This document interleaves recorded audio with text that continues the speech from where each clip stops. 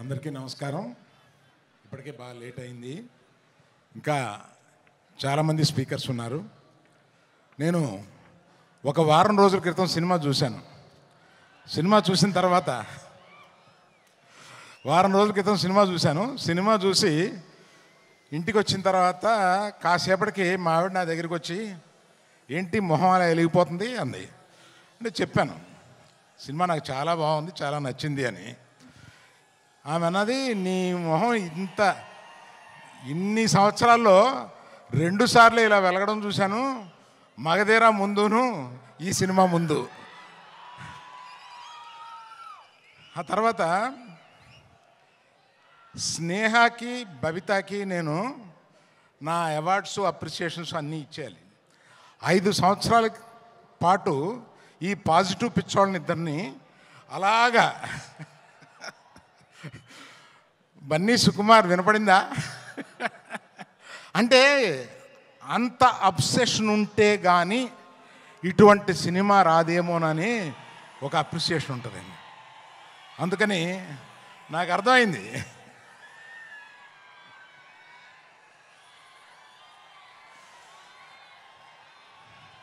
తర్వాత ఈ సినిమాలో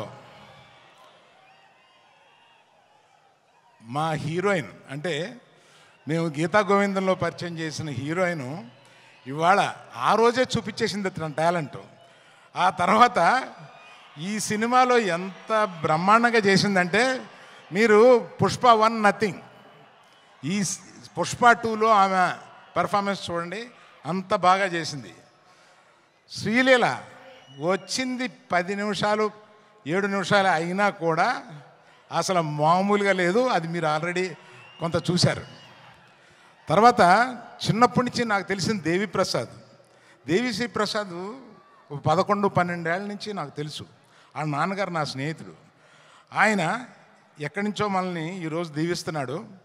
ఆ దేవిప్రసాద్ ఈరోజు ఇన్ని సంవత్సరాల పాటు కంటిన్యూస్గా ఇన్ని హిట్స్ ఎలా కొడతావురా బాబు అని అడిగితే కూడా ఎవరు చెప్పగలరు దానికి. అలాగా మన ఎవరిని, last but not the least, ఇండియాలో ఇవాళ the biggest banner is Mythri. Biggest banner, I tell you. నేను చెప్తే అది ఇట్ ఇస్ నేను ఇంత ప్రొడ్యూసర్గా ఉండి చెప్తున్నాను. మన నవీను, రవి, మన సిఇఓ చెర్రీ గారు, వీళ్ళ ముగ్గురు కలిపి ఎలా పనిచేస్తారో నాకు అర్థం కాదు. ఇన్ని పనులు ఎలా చేస్తారో అర్థం కాదు, ఇన్ని సినిమాలు ఎలా చేస్తారో అర్థం కాదు, ఎక్కడ ఒక కంప్లైంట్ ఉండదు. They are the best. అందువల్ల ఇంకా ఎవరైనా మర్చిపోయింటే క్షమించండి. చాలా టైం అయిపోయింది కదా, ఇంకా మాట్లాడాల్సిన 5-6 మంది ఉన్నారు. అందులో బన్నీ సుకుమార్ మాట్లాడతారని మీరు వచ్చారు మమ్మల్ని. So all the best to every one in this film who has, sorry cameraman, cinematographer, I love you for being in the film so long with patience and giving such a quality. Thank you. Bye.